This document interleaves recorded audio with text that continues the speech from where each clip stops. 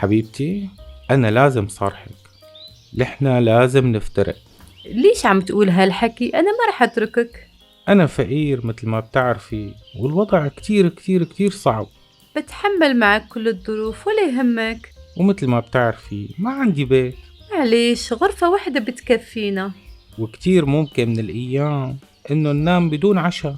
أنا يا حبيبي بشبع بوجودك. ولا بقدر جيب لك تياب ولا مكياج ولا عطور ولا أي شي بتعتازي. هذا كله مو مشكلة، اللي ما بتزين عروقه ما بتزين خروقه. حتى إنترنت ما فيني جيب. اي لا لا لا تقولها، العين تطرقك، لشو بدي استحملك أنا؟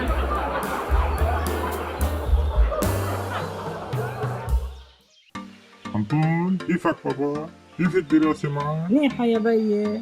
بعرف إنه معلمتك الإنجليزي كانت خطيبتي، أكيد بتسألك عني. صحيح يا بيي، دائما بتقلي طالع أجدب لبيك.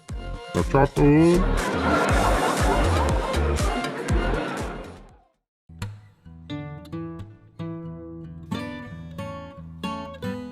بابا، بدي إياك تساعدني وتعطيني نصائح من تجربتك في التجارة. كيف قدرت تجمع أول مليون؟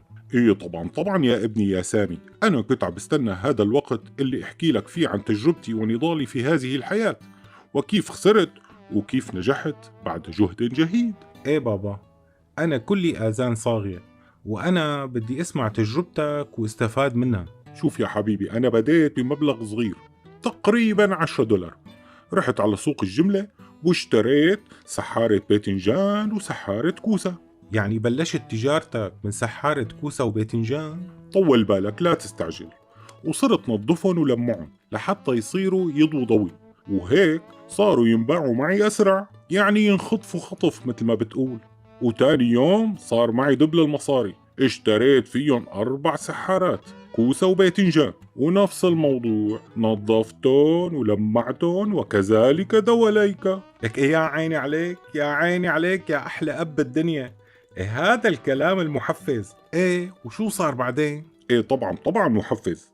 وبعد شي سنة من العمل المتواصل والتنظيف والتلميع صار معي $5000. قلت لحالي هاي ضربتك، قمت اشتريت بكل المصاري سمك. حلو، يا عيني عليك. هيك هم الواحد بده يكون عنده جرأة وتصميم ويغامر.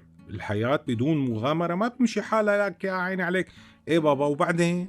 ايه طبعا حلو كتير، بس براد السمك اللي بعتولي اياه كان عطلان ووصل السمك خربان. لا لا لا لا، راحت تحويشة السنة. بس يمكن هي فترة الخسارة اللي قلتلي عليها. ايه صح معك حق، وهي كانت بالنسبة إلي عبرة وما عدت عيدة إني غامر بكل مصاري. ايوه، وشو عملت بعدين بابا؟ والمهم رجعت اشتريت بمبلغ بسيط سحارة تفاح وحدة، وكمان لمعتها ونظفتها. ايه وبعدين بابا؟ قضيت لي اياها تنظيف وتلميع، حاسك كنت تشتغل سريلانكية. ايه تأدب. وبعد 5 سنين من التلميع والتنظيف رجعت جمعت مبلغ محترم، وقلت لحالي لازم أعمل صفقة كبيرة. إيه لا تقلي اشتريت فيهم كلهم من أول وجديد سمك وطلع خربان. ايه صحيح، شو عرفك؟ يعني بابا أنا جيت لعندك لحتى استفاد من خبرتك. أنت لحد هلأ صرت خسران مرتين ومقضي لي إياها على تلميع وتنظيف. انتو جيل بيحب السرعة وكل شي بدكن اياه قدامكم. ماشي الحال. إيه أصلا هذا العصر اسمه عصر السرعة. المهم كمل لي قصتك العجيبة، بدي أعرف إمتى لحقت تجمع ثروتك بابا. المهم يا حبيبي، وبلا طول سيرة، وبعد هالخسارة اللي اجتني ضربة على راسي، اجتني مكالمة من البرازيل. قالوا لي جدك مات، وورتني $3 مليون ومعمل قهوة. يا حبيبي، يا سلام، قال بلا طول سيرة. يعني هلا لو ورثت جدك كنا قاعدين لحنا وياك ننظف ونلمع وننظف ونلمع.